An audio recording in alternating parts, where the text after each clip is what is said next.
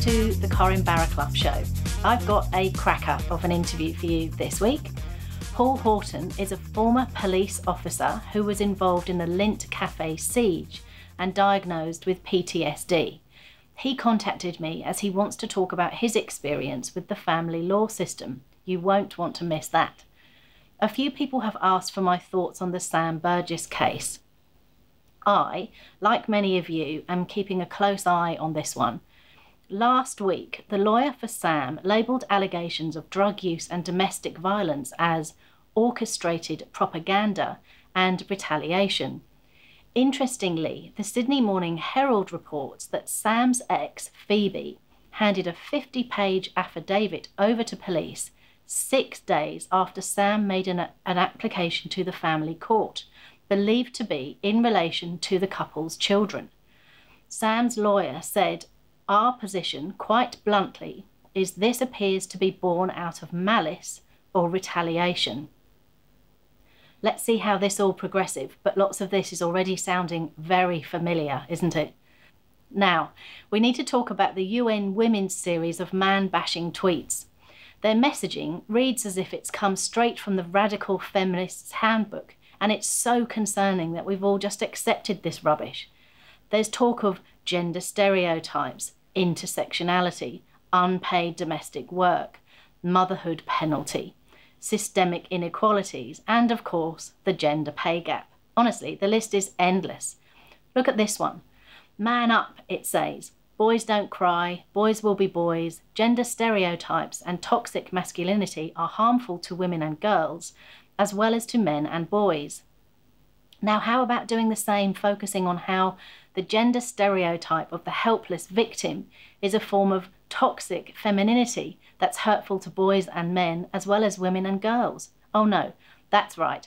That won't secure any funding, so let's pretend that gender stereotypes only work one way.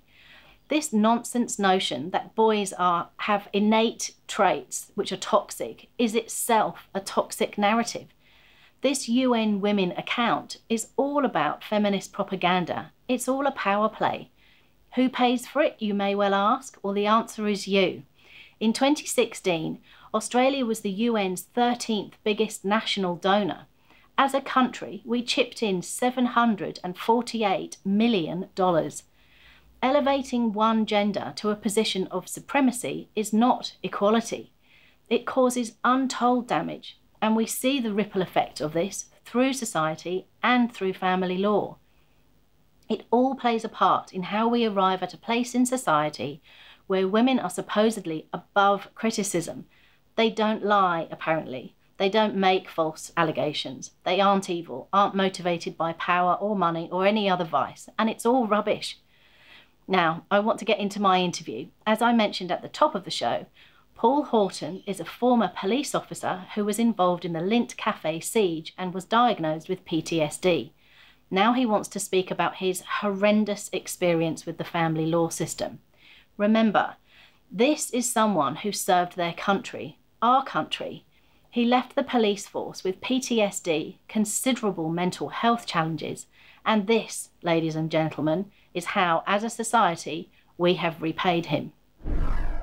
So, Paul Horton is a former police officer who was involved with the Lint Cafe siege and diagnosed with PTSD. He contacted me because he wants to talk about his experience with the family law system. But first of all, Paul, can I get you to go back and say a little bit about the Lint Cafe siege and how that affected you?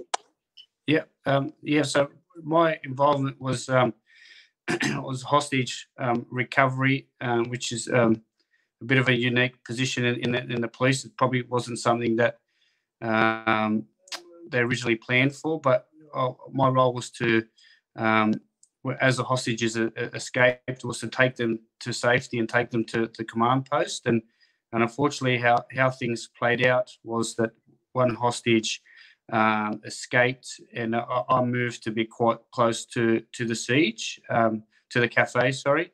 And that's when the entry was initiated. So then I was subsequently involved with the removal of the victims from the cafe. And what kind of things were you struggling with afterwards? What kind of symptoms were you battling?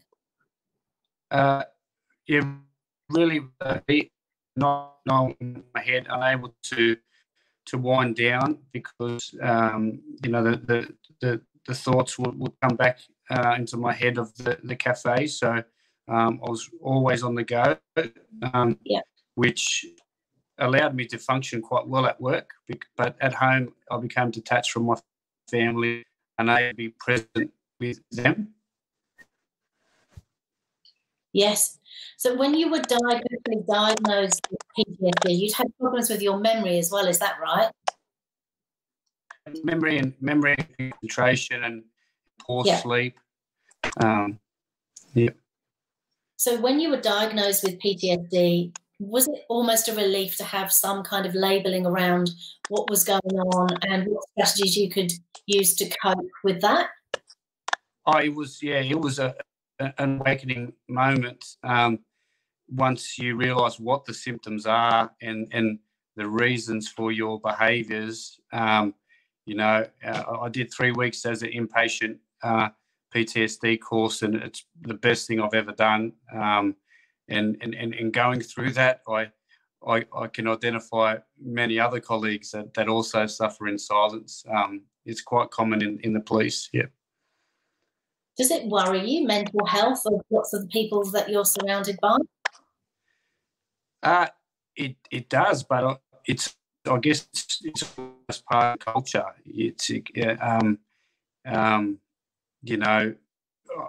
I was guilty of it as well. When people would go off work sick, you'd say, "Oh, they're weak," and it's kind of a coping mechanism. I'm stronger than them. I'm still in the police. I'm still surviving, but you're not living much of an existence. It's yeah. Yeah. Let's talk about your experience with family law. And just to be clear before we get into this, no harm ever came to your children because of your mental health issues. That's correct, isn't it? Yes. And your trial ended in August? Yes. Can you tell me a little bit of background there? I understand that there was a period of time where you didn't see your children. Was that for several months? Yeah, so I was diagnosed with PTSD in 2015. As I said, I was hospitalised. My ex-wife was aware of that. She visited me in the hospital. We separated shortly after my diagnosis. And at that time, I would assert that I was the primary carer for the children because she worked full-time. She is also a police officer. So I had care of the children when she worked by myself. There was never any issues raised. And then I entered the realms of, so 3 years later in 2018, I entered the realms of family court, and my life just changed, dramatically. It's insane how, what happened. Talk me through some of that. I understand that there were some false allegations made. Yes, so there was an AVO, it didn't exist. The police took that out. I made some threats of self-harm when I was in 2015. And then, so the police took out an AVO. That was a provisional AVO that was never finalised. And I wasn't in any estate to contest anything. So I just consented that and to allow that. But once I entered for family court, there were false allegations of physical assaults, and there was no evidence to support any of that. And it was in June 2000. Never forget this. In June 2018, it was a Tuesday. I was at the family court with the mother's solicitor. We were viewing the subpoena material together. They subpoenaed every single mental health practitioner I've ever seen. And then I dropped my daughters to school on the Wednesday. I did reading groups with my younger daughter's class. And then half an hour later, the school rang me and said the mothers picked them up from school. There was we just had an agreement that I cared for the children when she worked. And that agreement was in place for 3 years. And then I never saw the children for 4 months. No phone calls, nothing. They made an urgent application to say that I was a risk to my children. I was unable to care for my children. I always maintained I cared for them for 3 years, and there wasn't any issues raised. I moved on with my life. I remarried. I had another partner in the house, and they never went to school for 10 days. And I presented a case and said the children will come back to school if orders that you would not contact or approach the kids, do not contact or approach the school, because they said that they were worried about me attending the school. And my solicitor, in hindsight, said to me, you need to be reasonable and get the kids back to school. And I thought I was doing the right thing, and I thought the family court would look favourable on me doing what's best for the children. So I ultimately signed consent orders that I have no contact for the children, and I thought that would only be in place for a short period of time.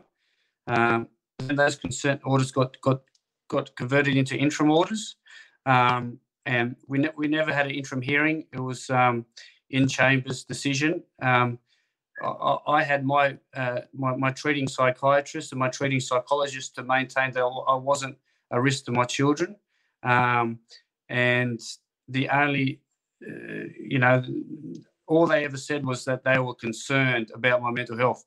Never specified what the concern was, what the risk was to my children, and ultimately, on the interim basis, after not seeing my children for 4 months, I was allowed to see them for 4 hours a fortnight with a supervisor. I had to have a supervisor attend my wedding. My children were flower girls at my wedding, and it's a completely degrading process to have a stranger travel in the limousine with your wife and to sit at your bridal table to help you care for children which you've cared for 8 or 10 years without ever an issue ever raised. But we went through that process. I was only meant to be supervised for 3 months. And then I was meant to move on to family supervision. Then the mother opposed family supervision. So I was forced to pay a supervision company for 15 months. So something I was only meant to be short, extended for a long, long period. And finally, I went to see the family expert who reiterated that I didn't pose a risk to my children. Even at that time, the children weren't returned in my care. I had to file at the court to have overnight time to increase time. And it's only now that we've had a final hearing that the judge has read the material and he's determined that I'm not a risk. So, and ultimately, it's really just previously I had 6 nights a fortnight and no weekend access, but now it was done by consent, but it's gone to 5 nights a fortnight and every second weekend. So I just went through 2 years of complete upside down lunacy. I can't even begin to explain for it to ultimately go back to pretty much what it was. Tell me what all of it sounds horrendous, and unfortunately very common experience to be stuck in this kind of nightmare scenario where nothing is actually getting sorted, nothing's getting fixed, nothing's access to children is still being denied. Tell me how hard all of that process was and the impact it had on your mental health. It was hard because I took my mental health recovery very seriously. I attended every appointment. I took my medication. I never missed anything. But, when I attended the family court, it was kind of almost made out like I was in some drug-induced psychosis and I was just this untreated person. I couldn't do any more for my mental health. And I thought as a society that we've moved on so much further than the stigma that was attached to it. All they ever say is you've got a mental health condition, you are a risk to your children. They never articulate what that risk is and the reasons, why. It was just you have PTSD, we don't believe you can look after your children, the end. And actually it wasn't until January 2020 that I filed for more time. And that was the first time the question was ever asked to the mother solicitor, what were the risks? And this was probably 15 months after she picked them up, and she could not articulate what the risk was. You know, she was fluffing. Oh, it's quantitative. It's quantitative. The more time he has, the more risk he has. It's just, yeah. It's I can't. I struggle to even put into words to explain it. You know. Yeah, no, you're doing a very good job. Tell me, as a former police officer, which obviously is very focused on evidence, how does this whole notion of decisions, and you know, we're not talking about small decisions here, we're talking about life-changing decisions, and we're talking about children's lives and children's health ultimately. How does this whole notion of decisions being made with zero evidence sit with you? Yeah, not well. So on an interim basis, there was a decision was given sole parental responsibility to the mother because of family violence, and yeah, I struggled to understand that there was no evidence to support that, and then we fast forward in 2 years, and we have equal shared responsibility. So I don't know how that decision was made on an interim basis for Sol, and that ultimately resulted in my children being removed from school and moved an hour away from me, which again was a strategic move in the family court, I believe, to disrupt my time with them. I would have loved to have an interim hearing and at least been asked the questions. You know, statements like, I have a phone full of abusive messages, but I can't download them. That, you know, and then on the other side, I produce 50 pages of pleasant messages, you know, and you still lose that argument. It baffles me. I don't understand it at all. The system is almost backwards. It should have all the fact finding and all the evidence should be heard earlier, because I went through 2 years of hell, and if we were able to test that evidence within the first 6 months, I wouldn't have been in this position. And you know, my relationship with my children has suffered because for 2 years I wasn't part of their life, and I can never get that time back. You know, even when the family report writer said I wasn't a risk, it still took months for me to have unsupervised access. And ultimately, my trial was meant to be in April, and then 2 weeks before the trial date, the mother said she ran out of money, and now she's self-representing. And so she used because she raised allegations of domestic violence, she received legal aid funding for a solicitor, so they couldn't get her a solicitor in time. So again, my matter got adjourned another 4 months for her to get legal aid representation, which all up, it cost me close to $250,000 just to be part of my children's life. The trial cost me $40,000 for something that we consented to on the first day. I don't know why that couldn't have been achieved in April. But again, money and depriving the other party of money is also a strategy in the family court. That was made well clear to me. You know, like it's. I just don't understand a father who's done nothing wrong, being diagnosed with a mental illness, is forced to just to be part of his children's life, to fight, just to be part. I never asked to be the primary carer. I never asked for. I just asked for a fair and reasonable amount of time with my children, and it ultimately cost me, $250,000, and 2 years of their lives with me. And I've seen them suffer in the process. Yeah. You said to me in your initial message that you want people to know how hard it is to be a dad in the family court, and also the impact on innocent children. What are the key things you want to let people know? Well, my first solicitor, a comment he made to me, which would never leave me, he said, as a dad, you're never going to get more than 5 or 6 nights a fortnight. And he made that statement, and he didn't justify it at all. And the first thing I have in my head is why? You know, why do I not get equal rights? And in reality, at that time, I wasn't working. I could be there for the children as they needed to be, as I was for the last 3 years. I just feel that you are a a second-class citizen. And another example of that is, like I said, my ex-wife is a police officer. PTSD is common within the New South Wales Police. She's shown signs of it. So I subpoenaed her medical history, and that was objected to on the grounds that it was continued abusive and controlling behaviour by me.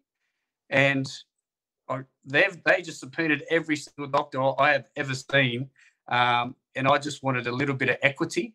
So that subpoena was struck out, and I was even said, they even told me, are you saying that she's a risk to the children? And I said, I'm not, but PTSD is common in the police, and she's shown signs of that. And she's saying, I can't care for my children because I have PTSD. Well, that would apply to her also. Well, I wouldn't imagine docs come in and remove the children because she's been diagnosed with PTSD. And they said, because I'm not saying that she's a risk to the children, that I can't get access to those subpoena documents. So I find that if you are reasonable in the family court, that there is no place for that. The unreasonable behaviour gets rewarded.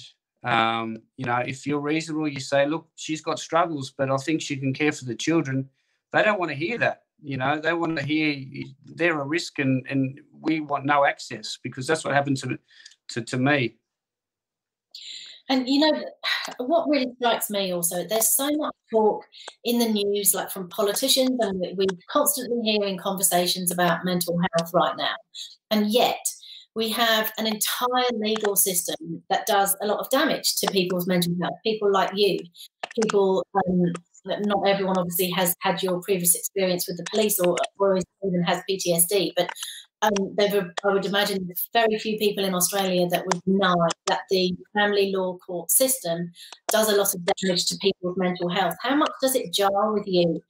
And how much does it feel like empty gestures when funding is poured into mental health organisations, and yet we've got this really dark, sinister side of family law going on at the same time? Yeah, it was completely degrading. I would sit there and the judge would make, comments like, the father has, significant mental health issues, and I'd just be sitting there and saying, you've never met me. You don't know me. I don't think you've even read anything of my file, but I believe that makes their case easier. If they could just knock one parent out and give the orders the other way, they don't actually have to delve into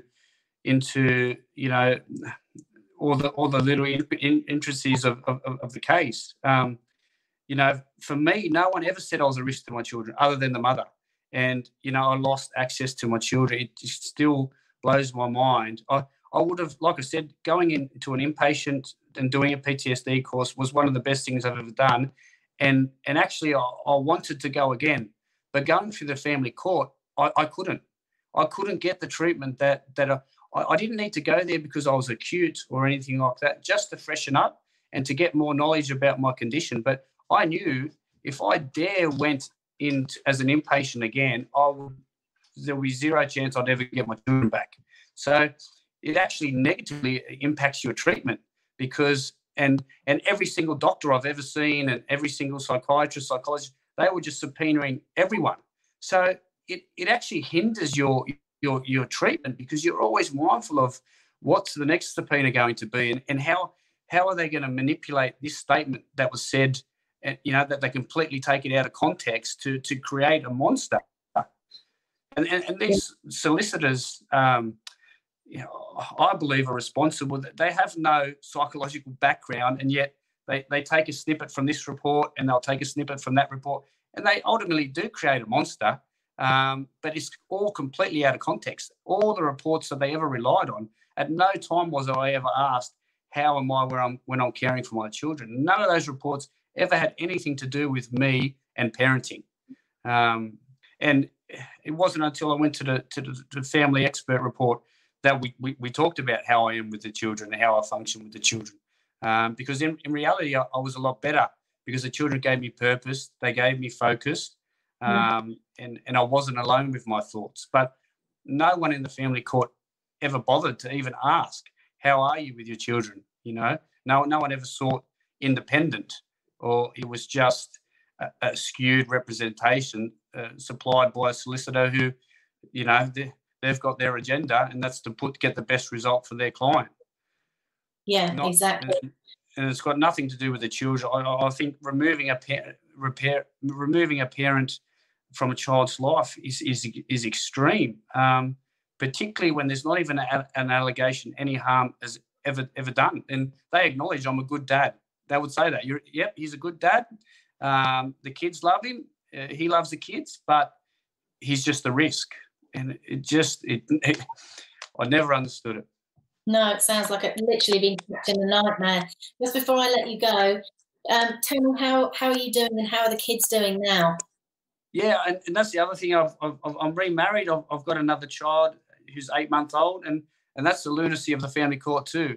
I was supervised with an 8 and 10-year-old while my wife's pregnant, and potentially I could have been caring for a newborn and still been supervised to care for an 8 and 10-year-old.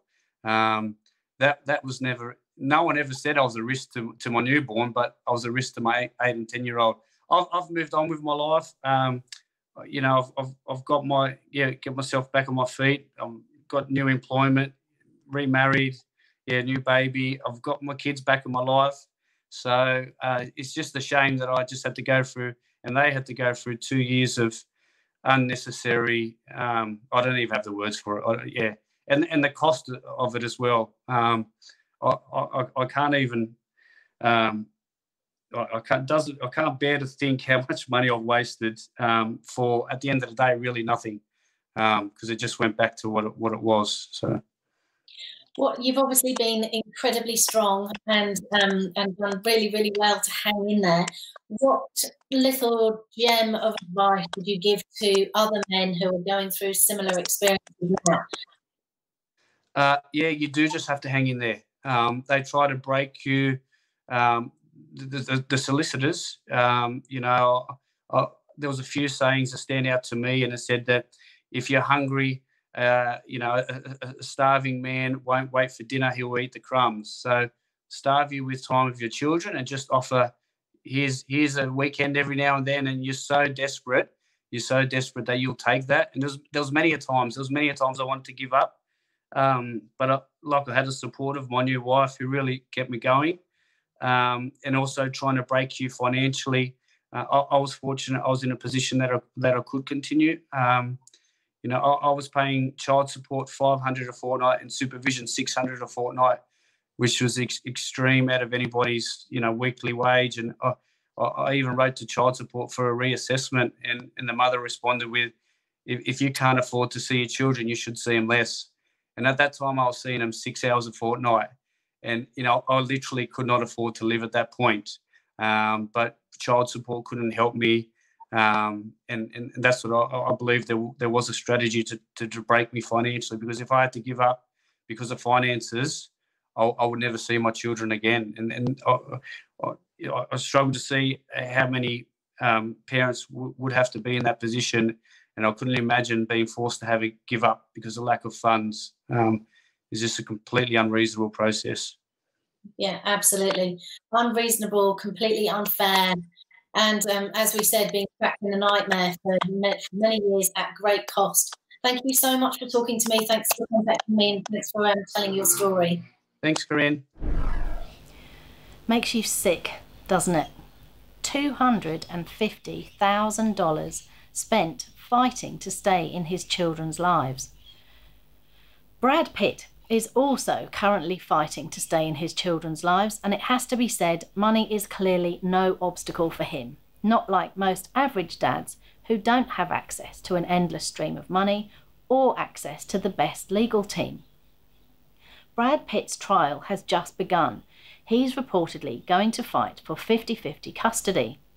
Why does one parent have to fight for the right to see their children? This is just plain wrong. And if you get unlucky with a bitter or vengeful ex, your nightmare looks set to be even worse. Equal custody, I believe, should be automatic unless there is tangible evidence of abuse. Everywhere, all around us, we see the world pushing for equality. Why not in child custody? Why not?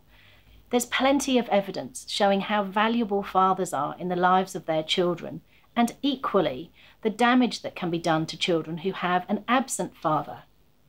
Why do we stand in the way of men who want to look after their children? One day soon, I hope we look back at all this crap and say, we really had our definition of equality messed up. As I've said a million times before, children are not weapons.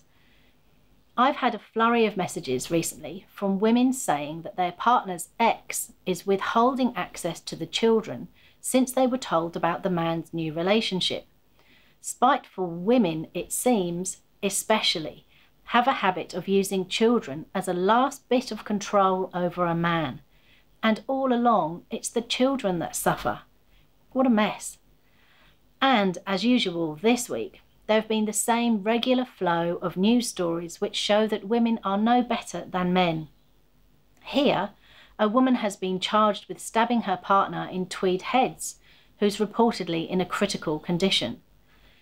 A woman who slashed and stabbed her former girlfriend 58 times as she lay in agony on the ground, unable to move after falling from a 5th floor balcony, will serve at least 19 years in prison. And there was this terrible story about a woman found dead who had previously suffered 17 years of hell at the hands of her sadistic mother. It's reported Victoria Spry was subjected to physical and mental torture for 17 years. This evil mother forced her foster children to eat their own excrement and vomit. They were locked in their rooms for weeks at a time. Victoria Spry dedicated her life to helping protect other vulnerable children, and now she's been found dead at the age of 35. Police confirmed that her death was not suspicious. Absolutely heartbreaking. Some children don't know what normal life is, and some women are scarred for life by the horrific abuse at the hands of their own mother. Society doesn't want to talk about that, of course. Society is too busy yapping about toxic masculinity and funding the ridiculous organisations like the UN that has zero clue. Right, that's enough Barraclough now. See you next week. The Corrine Barraclough Show is a production of The Good Source, hosted by Corrine Barraclough. To watch, listen to or read more new media without the social justice warrior narratives or politically correct fact filter, visit goodsource.news. That's good, SAUCE.news. Become a Good Source supporter for exclusive access to live and unedited interview recordings, including the conversations before and after the show.